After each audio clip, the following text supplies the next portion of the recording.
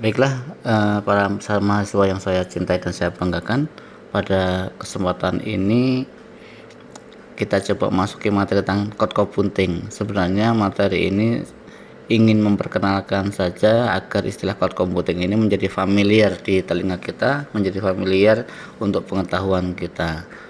Dan saya yakin kok kawan-kawan mahasiswa ini sudah sering mendengar istilah ini. Tapi baiklah, bahwa akan kita coba apa itu cloud computing. Cloud computing ini merupakan istilah dari penyimpanan di luar dari komputer yang kita miliki. Server itu ada di luar komputer kita, dan data yang kita simpan itu tidak ada di dalam PC atau alat penyimpanan yang kita miliki.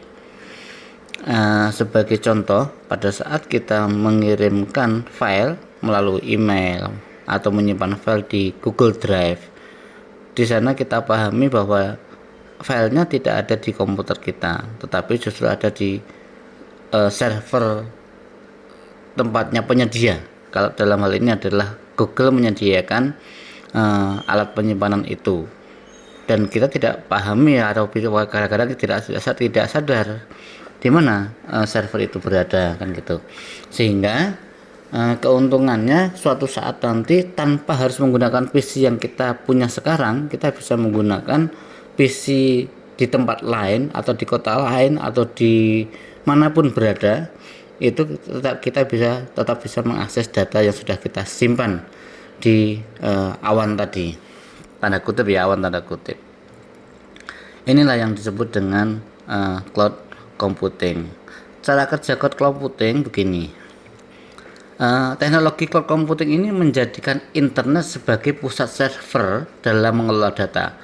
Sistem ini memudahkan pengguna untuk login ke internet agar mendapat akses untuk menjalankan program atau aplikasi tanpa harus menginstal aplikasinya. Karena kita tidak perlu melakukan instalasi pada aplikasi, maka untuk media penyimpanan data dari pengguna juga disimpan secara virtual, sehingga tidak akan terbebani dengan menggunakan atau dengan penggunaan memori di komputer kita. Nah, perintah-perintah yang digunakan pun akan menyesuaikan dengan aplikasinya.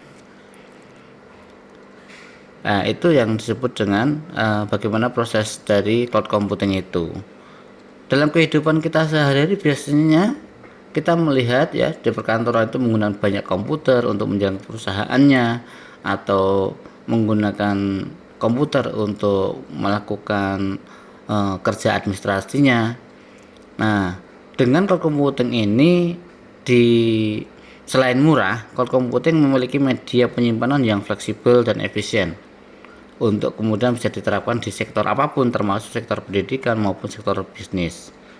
Nah, cloud computing inilah kemudian menjadi salah satu solusi untuk menurunkan